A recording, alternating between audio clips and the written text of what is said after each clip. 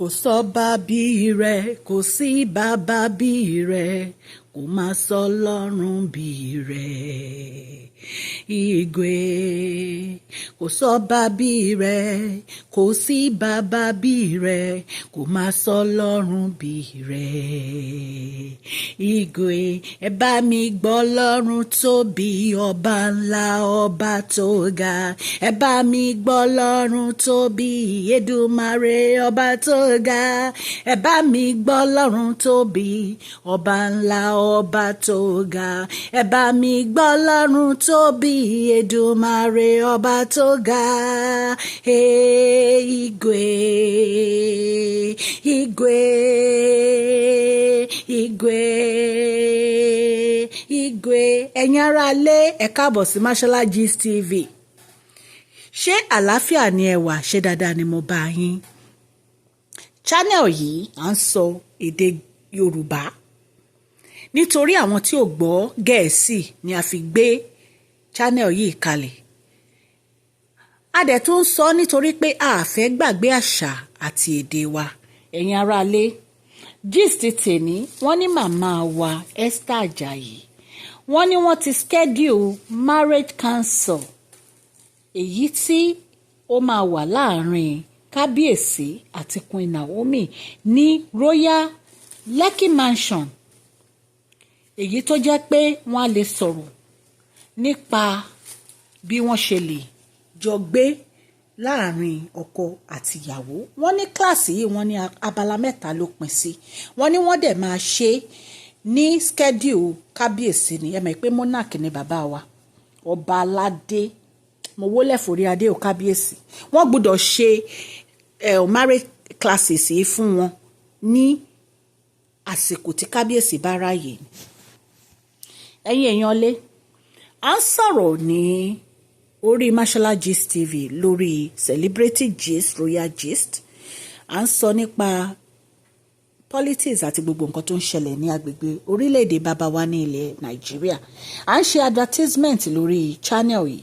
Tí ẹ bá fẹ́ polówó ọjà yín lórí ilé, ilẹ̀, bàtà, aṣọ, jewelry, gbogbo nǹkan bíi fáàmù, everything là ń polówó. Owó pọ́kú ló bá dé. Ẹ kàn sí wa ní masholagistv@gmail.com. Kẹ́ ẹ sọ nǹkan tẹ́ bá fẹ́ ṣe fún wa. Ọlọ́run Elédùmarè á ràn gbogbo ẹ̀yin tẹ́ ń gbọ́ mi lọ́wọ́ o. Gist tèmi láti sọ yẹn, màmá wa Esther Ajayi wọ́n schedule marriage classes fún Queen Naomi àti Kabiyesi ní LAKKI Royal Mansion.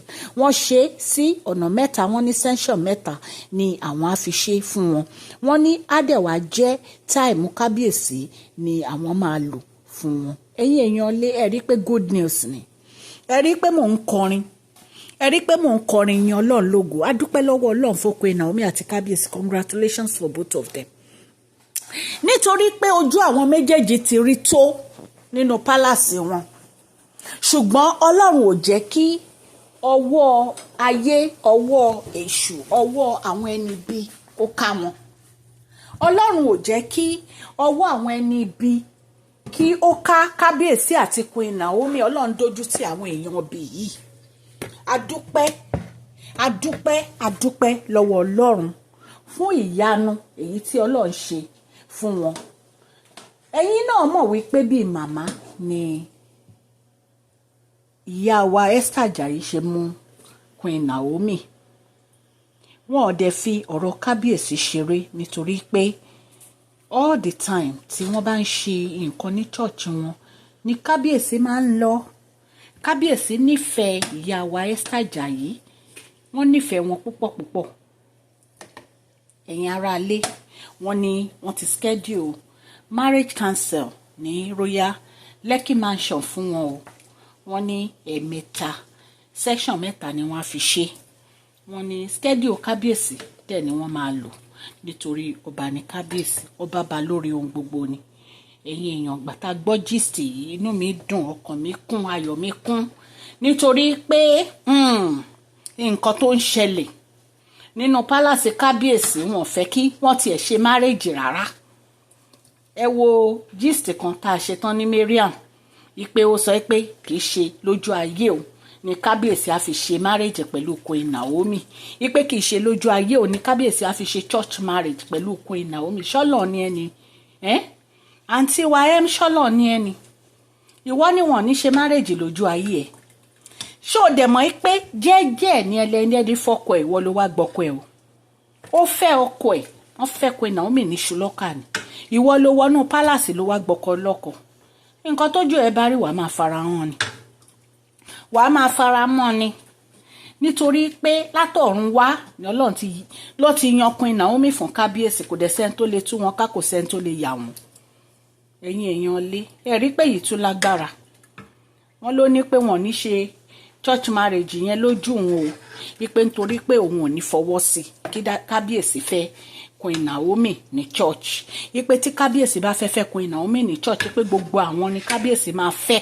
pọ̀ lọ́jọ́ yẹn wọ́n máa kó gbogbo àwọn lọ sí church ni wípé nítorí Kabiyesi kò ṣe church marriage fáwọn ẹ̀yin èèyàn kí nìdí tí Kabiyesi fẹ́ fi ṣe church marriage fún Queen Naomi ẹ wò mo fẹ́ kẹ́ comment o sí orí comment section ẹ kọ ìdí tẹ́ fi rí pé Kabiyesi fẹ́ fi ṣe church marriage fún Queen Naomi kájọ sọ ṣùgbọ́n èmi á sọ ti tèmi ìdí tèmi rò pé Kabiyesi fi fẹ́ ṣe church marriage fún Queen Naomi ó ní nítorí pé ọmọ Ọlọ́run ni Queen Naomi Kabiyesi nífẹ̀ẹ́ Ọlọ́run àti Queen Naomi nífẹ̀ẹ́ Ọlọ́run Kabiyesi mọ̀ pé ọmọ Ọlọ́run ni Queen Naomi ipe gbogbo nǹkan tó bá ti jọ mọ́ ọ̀rọ̀ Ọlọ́run ipe Queen Naomi wọn kì í fi ṣeré rárá ipe Queen Naomi ò kì í fi ṣeré rárá ipe inú Queen Naomi máa ń dùn sí ọ̀rọ̀ tó bá ti jọ mọ́ ọ̀rọ̀ Ọlọ́run ni wọ́n ní nítorí ẹ̀ ní